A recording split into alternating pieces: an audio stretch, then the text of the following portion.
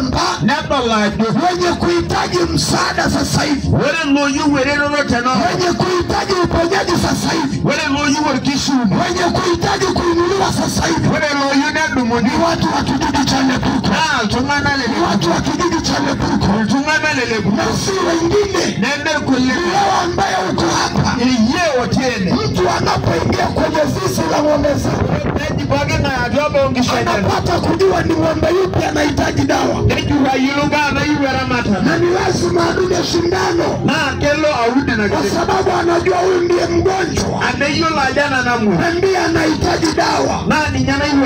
Nimesema jana kwenye ratiba ya Mungu, alipoingia ndani ya zizi lake, akaona ni watu wa Lebuko wanahitaji msaada leo, akaona watu wa Lebuko wanahitaji uponyaji, na ni kwa sababu Biblia inasema kipindi cha nyuma Mungu aliangalia wana wa Israeli wakiwa kwenye mateso, wakiwa kwenye vilio, wakiwa kwenye mkono wa utumwa chini ya mfalme Farao. Mungu alipowatazama akaona wanahitaji msaada, akaona wanahitaji kufunguliwa, wanahitaji kuponywa, akamtuma mtumishi wake.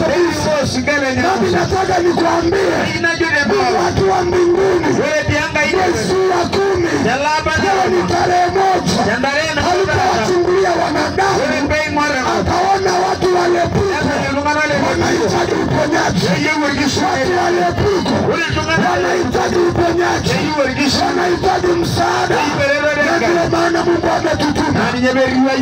Nataka niwaambie ya kwamba msiwe mbali, maana kuna uponyaji, maana kuna zawadi.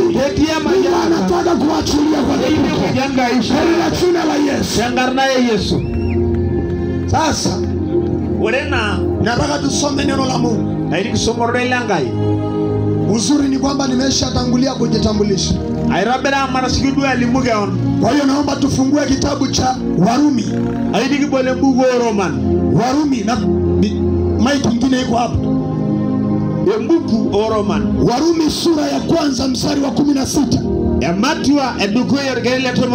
Na mwingine afungue kitabu cha Wakorinto wa kwanza. Wakorinto wa kwanza sura ya 1 mstari wa 18.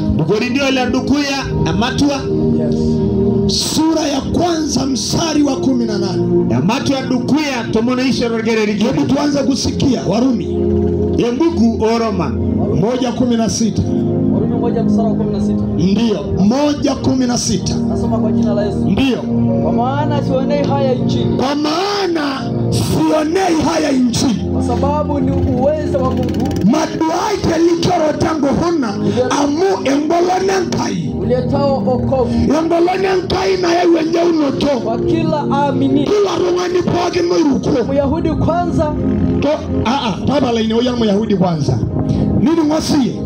Sikia, maduaje likoro rangu huna sionei haya injili. Maduaje likoro rangu huna sionei haibu injili. Yedi ni mwogi raduesi da. Sikia vizuri. La papa baba zangu, la papa baba zangu, no yeyo mama zangu, nakara watoto, yemi duaje likoro rangu huna sione injili aibu. Yemi duaje likoro rangu huna sione injili aibu. Amuole likoro to maana injili na hengolonankai ni uwezo wa Mungu. Na ewe nje unoto letao ukombozi kwa kila amini. Kwa kila amini. Kwa wamama watakawala, kwa wanaume watakawala. Injili ya Kristo ya injili ya mema ni nguvu za Mungu. Naomba usome Wakorinto wa kwanza 1:18.